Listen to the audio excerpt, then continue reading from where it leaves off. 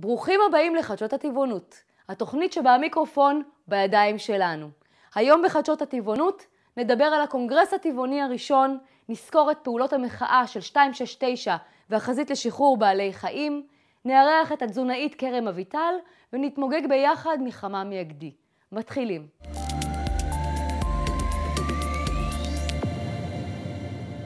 ב7 למרץ התקיים בתל אביב הקונגרס הטבעוני הראשון, יוזמה של עמותת ויגן פרנדלי. האירוע נחל הצלחה והכרטיסים אזלו מספר ימים מראש. את האירוע פתחה המסעדנית ננה שרר בסיפורה אישי. תפסתו את ננה לרעיון קצר. אני פה עם ננה שרר, שאני אישית מעריצה מאז המהלך. ננה, אני אשמח לכמה מילים, מה את חושבת לגבי מה שקורה פה היום? אני חושבת שזה מרגש ומדהים. זה מקסים לראות כל כך הרבה אנשים תומכים ובאים, את ההתרגשות ואת כל הדברים שנאמרו. וזה מרגיש שזה הולך וגדל באופן כזה שזה תופס צאוצה מטורפת. כן. אפשר לעצור את זה. ומה אצלך במסעדה, מה את מרגישה מאז כל השינוי? אני מרגישה שפע מטורף, אנשים פשוט זורמים, זורמים, המונים של אנשים. איזה יופי. טבעונים, וכאלה שרוצים להיות טבעונים, רוצים להתנסות, זה פשוט מדהים. זאת אומרת שזה רק יביא עוד עבודה ולא עוד עבודה ועוד סקרנות ועוד אנשים שממש הכי פחות מתנגדים ממה שחשבתי, להפך, תומכים ורוצים וסקרנים ורוצים לדעת עוד ולטעום עוד. אמן ותצליחי ורק תגדלי. תודה רבה לך. תודה לכם. בהמשך עלו לבמה נציגי עמותות שונות בתחום זכויות בעלי החיים והציגו את פועליהן.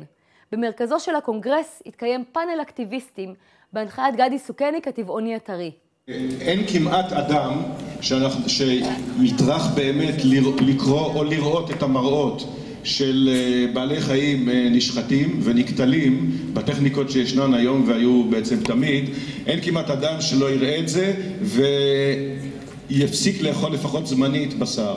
אבל אנשים נרתעים מזה כי הם לא רוצים לעמוד בפני המציאות, בדיוק כמו שאף אחד מאיתנו לא רוצה לראות מראות כאלה, באמת.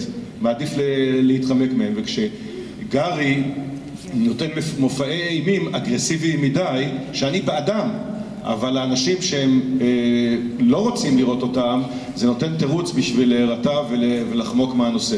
בין ההרצאות השונות נערכו ישיבות במטרה לגייס פעילים ולפתח ביחד איתם רעיונות חדשים לקידום זכויות בעלי חיים. סביב השולחנות דנו בנושאים שונים, כגון פעילות שטח בנוכחות נציגי אנונימוס, בשר מתורבת, אומנות טבעונית ופעילות פוליטית לקידום החקיקה עם עורך דין יוסי וולפסון וחבר הכנסת הרב דוב ליפמן. מה היה לליפמן להגיד בנושא? בואו נראה קטע קצר. כיף שאתה כאן. רציתי לשאול מה אתה חושב על כל מה שקורה כאן היום?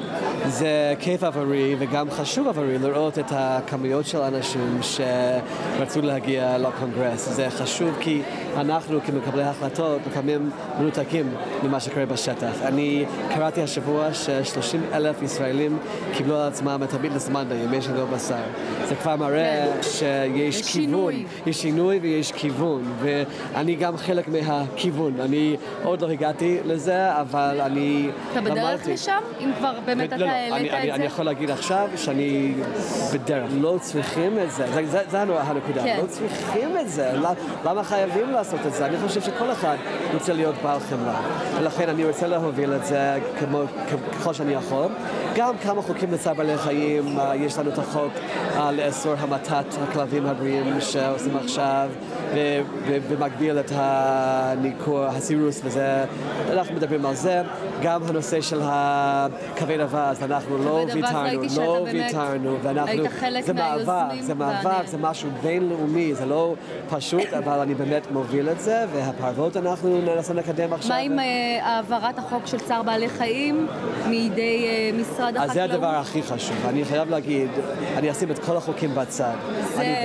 אני רוצה להגיד, ראש הממשלה הגיע אליי במליאה, והוא אמר שהוא עכשיו גם מבין יותר, הוא קרא ספר על התודעה של בעלי החיים. שהובלנו אחריי. נכון, ואני חושב שהוא הקים את הוועדה, אנחנו עכשיו חייבים ללחוץ עליהם, כי אני באמת מאמין שבמשרד להגנת הסביבה, אנשים שמגיעים ממבט של אכפתיות, לא משהו מקצועי, אלא הם רוצים פשוט להקל את אנושיות פשוטה. נכון, ולכן אנחנו לוחצים כמו שבחרותינו, ואני בעזרת השם אנחנו להגיע לזה. אמן, אנחנו איתך. תודה רבה, כל הכבוד לכם. אנחנו מחזקים אותך. תודה. עוד השתתפו בדיונים סביב השולחנות העגולים נציגי תנועת הנוער הטבעונית אקו. תנועת הנוער אקו היא קרן אור אופטימית לעתיד האקטיביזם למען בעלי החיים בישראל. קבלו הצצה לדיון הפורה שקיימו בני הנוער המרשימים האלה. אנחנו עוד נשמע מהם. כל פלטפורמה שבה אנחנו יכולים להראות את האמת, ואני לא אומרת דווקא להיקשר למשחטות ולעשות דברים בלתי חוקיים, שכאילו ההורים יגידו וואי, מה נהיה לי מהילד וכאלה דברים. כל פלטפורמה שנראית נכונה, שהיא, אני לא יודעת, החל מלעמוד בדוכני הסברה, החל מלעמוד בדוכני הסברה של שבי, וכלה בלהעמיד ראשים כרותים באמצע הרחוב, אבל כל פעילות שמראה אמת, שזה אגב חוקי, כל פעילות שמראה אמת היא פעילות טובה. מיטל בן ארי מוויגן פרנדלי סיכמה את האירוע. מה את אומרת על התוצאה של העבודה הקשה? אני אומרת שהיה שווה לא לישון בלילה. לגמרי. לגמרי. מדהים, מדהים, מדהים. דבר ראשון, ההסתערות על הכניסה, אולם מפוצץ. כל השולחנות העגולים פה, אנשים דנים, בני נוער, מפוצצים באנשים, ברעיונות. הפאנל היה מדהים ומרגש, ואנשים נהנו, צחקו, והיה ממש... עדיין לא נגמר האירוע, הוא עדיין, אבל אני מרגישה שהאירוע מאוד מוצלח, שהוא יעשה המון טוב לבעלי החיים. שנת 2014, זו השנה שלנו. זו השנה. ואנחנו חייבים לקדם כמה שאפשר. יש לנו הרבה כוח עכשיו, אנחנו צריכים לנצל את זה, את המומנטום. אני באמת מאמינה שהאירוע הזה ייתן איזשהו בסיס להמון המון דברים שהולכים לקרות. כוכב החודש שלנו הוא ללא ספק חממי, הידוע בכינויו חממוש, הגדי שכבש את כולנו. טל גלבוע יוז פעילה בתנועת החזית לשחרור בעלי חיים ישראל, הציל הגדי מגורל של שחיטה. חממי המתוק מצא אומנה זמנית בכפר סבא, והתקבל בחום בבית משפחת יוז על ידי דיירי הבית, הכולל את 3 בנותיה, כלבים ניצולים וחיות שונות שנזקקות למקלט. כל מי שנתקל בגדי התמוגג מיד, וטל החליטה למנף את תשומת הלב שהוא מושך למטרות הסברה. טל הסתובבה עם חממי, דיברה עם עוברי האורח שניגשו ללטף אותו, ואימתה אותם עם הסתירה שאיתה הם חיים בשאלה אחת פשוטה. נותנת לך סכין, אתה שוחט אותו? בהמשך היא ניגשה עם חממי הגדי למחלקת הבשר בסופרמרקט, וביקשה מהמוכרים, להפתעתם של הקונים במקום, לטחון אותו, או לפרוס אותו. המקרה פורסם ברשת, והפך תוך זמן קצר לוויראלי, עם אלפי צפיות, לייקים ושיתופים. כתבה באתר החם חורים ברשת, ושיתוף בדף הפייסבוק הפופולרי, סטטוסים מצייצים. בעקבות הסרטון, שנועד להזכיר לצופים את הפנים שמאחורי הבשר, רואיינה טל ב3 תוכניות. תוכנית הבוקר של אורלי וגיא, 6 עם עודד בן עמי, והם מדברים על זה, עם שי גולדן. חממי, אשר נקרא על שם הפעיל, עינף חממי, מחפש בית משפחתי ואוהב לאימוץ. אנחנו התאהבנו.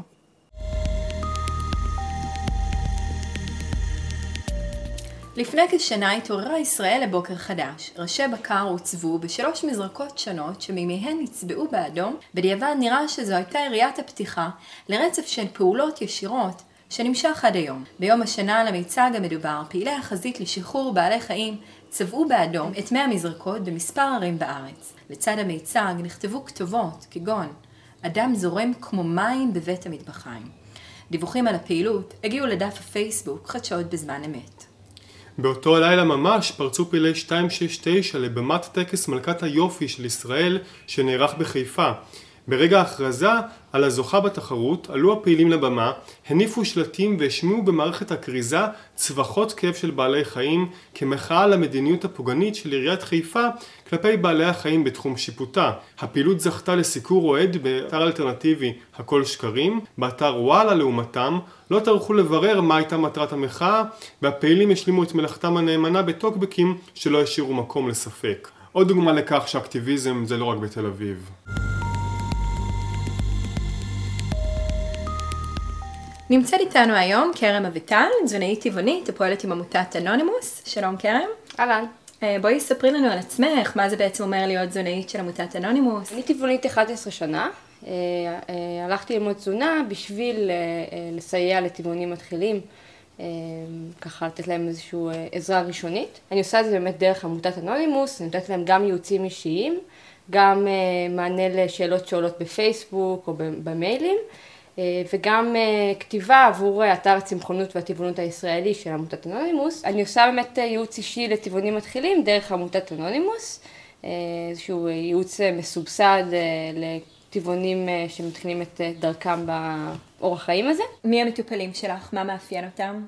יש לי מטופלים בכל הגילאים, מכל הסוגים, הורים, ילדים, בני נוער, נשים בהיריון, חולי צליאק, קרון, מה שאתם לא רוצים. מגיעים אלייך רק מטופלים טבעונים או שלא בהכרח? רוב המטופלים זה טבעונים מתחילים כאלה, משהו כמו 2-3 של טבעונות, וחלק גם לא טבעונים, חלק צמחונים, חלק אנשים שמתלבטים, אפילו אוכלי קול, שאני ככה נותנת להם עוד כמה צעדים בדרך לקראת הטבעונות, בתקווה להגיע לטבעונות מלאה. בכלליות, מה היית ממליצה לטבעונים לדעת בשביל לקיים אורח חיים טבעוני בריא? בסך הכל, כל עוד שומרים על איזשהו מגוון של כל קבוצות המזון שבעצם כולל קטניות, גנים מלאים, ירקות, פירות, אגוזים, זרעים, אם לוקחים את כל המגוון הזה ואוכלים ממנו באופן יומיומי, זה בגדול, וכמובן ויטמין B12.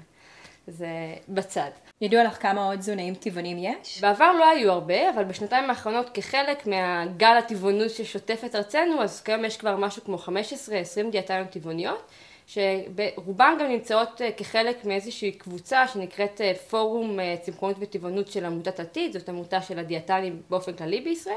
ואנחנו בעצם מנסות דרך הפורום הזה לתת כלים לדיאטניות מהשורה, כאלה שיושבות בקופות חולים וכדומה, גם לתת איזשהו מענה ראשוני לטבעונים מתחילים, שבעצם דרכם אנחנו פועלים ומנסים גם באמת לשנות את הדברים בממסד, מה שנקרא. בימים אלו את לוקחת חלק במחקר הטבעונים והצמחונים המקיף בישראל. מה זה בדיוק המחקר הזה? מה המטרה שלו? זה מחקר שמנסה לבדוק את הקשרים הבריאותיים בין התזונה הטבעונית או הצמחונית לבין באמת איזשהם מדדי בריאות שונים. מדדי לב, מדדים של כל מיני רעלנים שונים בדם, מה שאתם לא רוצים, וגם פשוט שאלון תזונתי לבדוק פשוט מה אנשים טבעונים באמת אוכלים. מה היית אומרת שמייחד את המחקר הזה ממחקרים אחרים? זה לא שלא נעשו בכלל מחקרים בעולם, אבל כל המחקרים האלה היו מאוד בעייתיים, ולמשל נניח המדד הזה שאני הולכת לבדוק זה משהו שנבדק רק פעם אחת או פעמיים באיזושהי קבוצה בסין, וגם בדיקות אחרות שאנחנו הולכים לערוך, למשל אחד מהמשתתפים בפרויקט הולך לבדוק איזשהם מדדים של הימצאות של חומרי הדברה בדם של טבעונים בהשפעה לאוכלי קול ועוד כל מיני רעלנים אחרים. אז זה גם איזשהו משהו שפשוט לא עשו אותו, עשו רק בדיקות תיאורטיות כאלה, אבל אף אחד לא בדק את זה בפועל. וכמה זמן לוקח לבצע מחקר בסדר גודל הזה? מתי אנחנו נראה את התוצאות? למחקר כזה יכול לקחת כמה שנים, אבל התוצאות הראשוניות הן בעצם תוצאות ככה סטטיסטיות, שאנחנו יכולים לראות איזשהם נתונים גולמיים לגבי מי בעצם הטבעונים שחיים בישראל, כמה הם, הגלים הבריאותיים הבסיסיים שלהם, זה משהו שאנחנו בטח נוכל כבר לדעת משהו ראשוני תוך כמה חודשים. החלק שלי במחקר בטח זה ייקח איזה 2-3, ואני מקווה שאם הכל ילך כמו שאנחנו רוצים, אז המחקר הזה יכול להיות בעצם מחקר לאורך שנים, שנוכל לעקוב אחרי טבעונים וההשתנות של המדדים שלהם לאורך עשרות שנים בתקווה.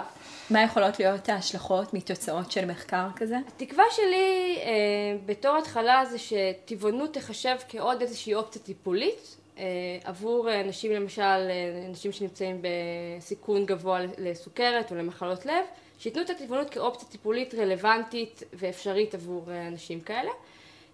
מעבר לזה, יש כל מיני צעדים של המחקר שזה תלוי מה אנחנו מאוד מאוד פתוחים גם לחוקרים חדשים. למשל, אמור להיות איזשהו מחקר על צפיפות העצם. זה מחקר שיכול להיות מאוד מעניין, זאת אומרת, אם נגלה באמת שצפיפות העצם של טבעונים זהה לצפיפות העצם של אוכלי קול, כל הסיפור הזה עם הסידן והחלב ואני לא יודעת מה, פשוט אפשר יהיה לזרוק אותו לפח. ושאלה אחרונה, מי מממן את המחקר? אנחנו כרגע מגייסים עדיין כסף למחקר הזה, הגשנו בקשות למימון מכל מיני מקורות. אני יכולה להגיד שכל עוד זה תלוי בי, לתעשיות המזון מהחי לא יהיה איזשהו יד ורגל במחקר הזה, ובטח שלא בתוצאות שלו. טוב מאוד. אז תודה רבה קרן שהיית איתנו היום. תודה לכם. ותודה לכם. אתם רוצים להישאר מעודכנים? אל תשכחו לעשות לנו לייק בפייסבוק, נתראה בעוד שבועיים.